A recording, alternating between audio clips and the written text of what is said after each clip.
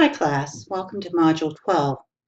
The last video I'll be making for the class because the rest of the class falls to your research that you've done, whether it be a book review or a paper or a project within your discussion here.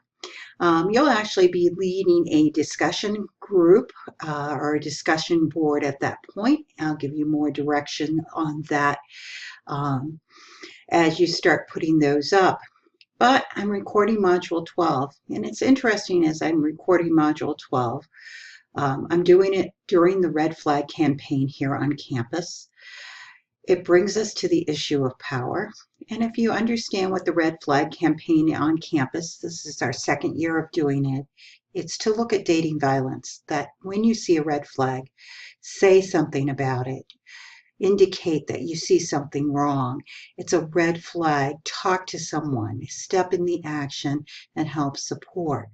Because it's really interesting as we start looking at power within the process of gender and what comes into place. And both members have some power in the process.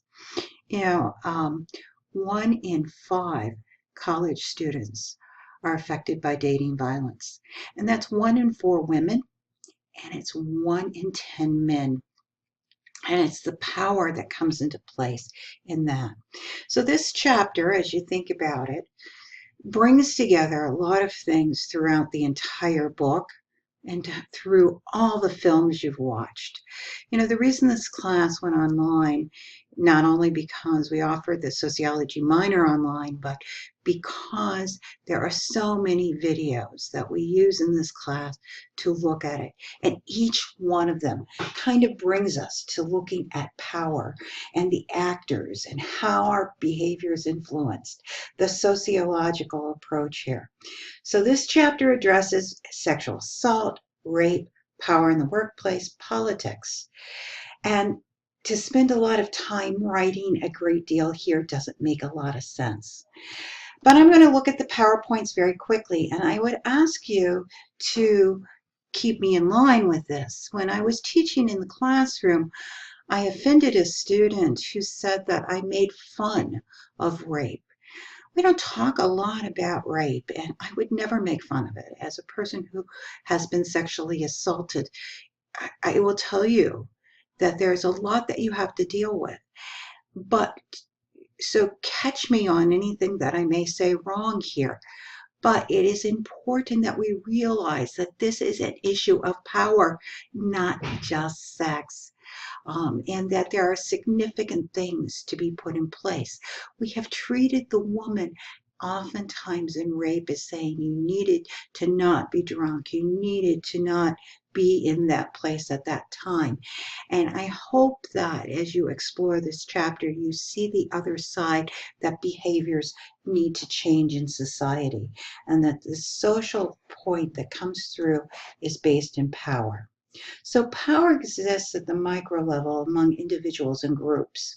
It's exerted by the dominant society. Now think of sociology in this process as we're thinking, and we talk about the world of capitalism, and we look at the colonialization of different countries, and that was a power issue, that people who were of those advanced countries that were white with privilege felt that they had the power, that they were more advanced than countries such as Africa or even the United States and the Native American.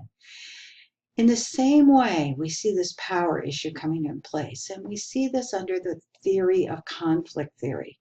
But we can see it in multiple ways, that we control a society, members, by laws that come into place, and they can be linked to race and ethnicity and why we stop things, but they are also tied to the gender within the process and the power that a man might have over a woman or a woman might have over a man. So power and authority come really into play. And power is the ability of some actors to influence the behaviors of others through persuasion, authority, and coercion. Remember, coercion power is often by force or threats or deceit. And it gets into that place of threatening the environment that you're in. You know, you think of workers in a workplace that's unsafe, and the is there going to be a whistleblower out there? And the power that's in place that if you open your mouth, you will lose your job and you won't be able to support your family. We can see that type of coercion going in to the role of gender as well. That people have authority, and that authority gives them a position, whether it's legitimate or not, to control that situation, and power that then can strengthen that institutional process and keep things the same. This is why the discussion in sociology oftentimes of gender and race and ageism and all of those things come into the same process of treating people fairly within the process. So what's masculinity and power? Well, having the power is integral. It is considered an integral part of being masculine, or it's at least seen that way. I hope that the TED Talks that you listen to give you an idea that the change is not always coming from those that are oppressed or without the power rising up, but the power change often has to come from those in power. It's interesting as you look at this, is being powerful? We've talked about throughout this class that it's important to look at both sides of the issue. If men are supposed to be the most powerful, it takes away their ability to have that softer side, to be that nurturer, to be that caring person. And when they step out of it, there's this assumption that, guess what? You're not really a man. And we drop them into categories. And are you truly a man to be in that spot? Even in egalitarian societies, men still seem to possess more power than women. And oftentimes in the US, we look at what's going on within society, and women feel that they're equal. That there's equal process, and then we start looking at that underlayment of where the power goes into place. We've already talked about many of these as we come through this chapter, but think about them in the totality of just power this time around.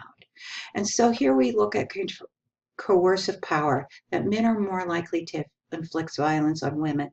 When we look at a family situation, men are much more likely to abuse their wives than women are to abuse their husband. We are much more likely to die at the hands of someone we know, and it be male. Interesting as you start looking at the statistics. So the feminist analysis points out that much of the coercive power is exercised by men against women was not seen as wrong, that it was their place to keep them in line, that the laws that supported this were appropriate, so that when a man divorced, he owned his children and he owned the house, and the woman was to be eliminated because she could be found unworthy of being in marriage. When we look at those early divorce laws in the 1800s. But even today, we can see that it's an appropriate place for it to be, that who's responsible for particular actions and what's in place. And so with this thought in mind, think about the issues of marital rape. Marital rape was not considered illegal in any way, that a husband had the right to have sex with their wife regardless of her consent. And that is only something new that has changed, that there is that right to say no in marriage, because you see, you still belonged. And there were laws related to the head and master's laws that were dictated that husbands had the final say in the household, no matter what, related to property. Many of those things are still held today. Do you go to the doctor's office and who's the bill's name in my dentist's office here in town in Mansfield? No matter what, my husband doesn't go to the dentist. I go, but the bills come in his name. It's his power. It's his place to take on those roles. Notice the burden of power can be very difficult as well, but there's certain issues. When I first was married, I could not set up our own electric account to our home. It had to be in my husband's name.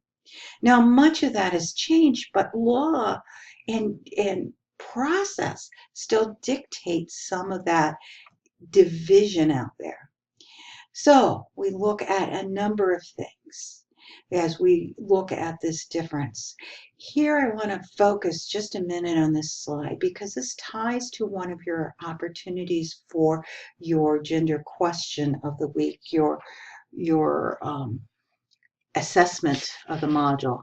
What's the difference between men and women in geographic fear? In fact, we teach women how to protect themselves in certain environments and prepare to attack violence in a very different manner than we teach men. And we create this fear scenario.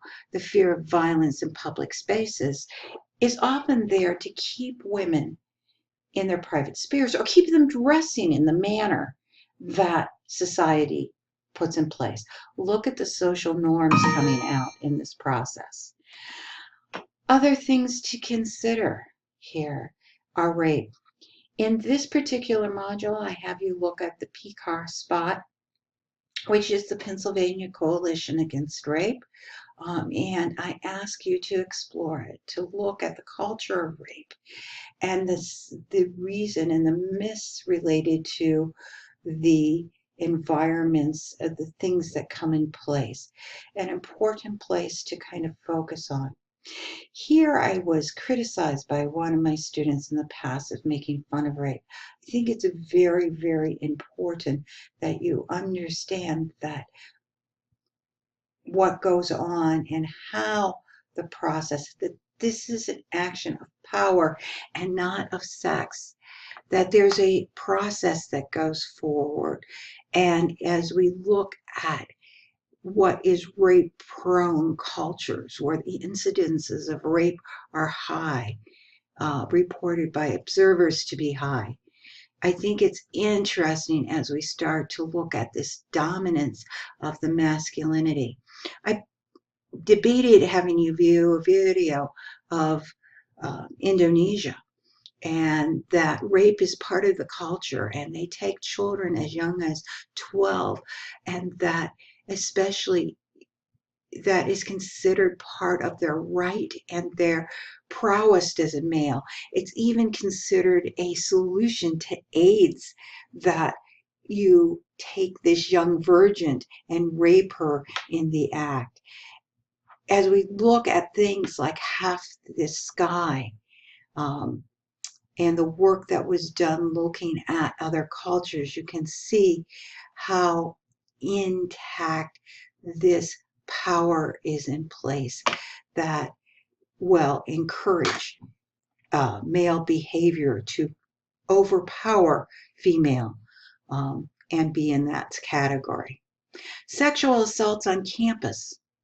As I mentioned at the beginning of this, we're in the middle of the Red Flag campaign, and we look at the prevalence of party rape and the high level.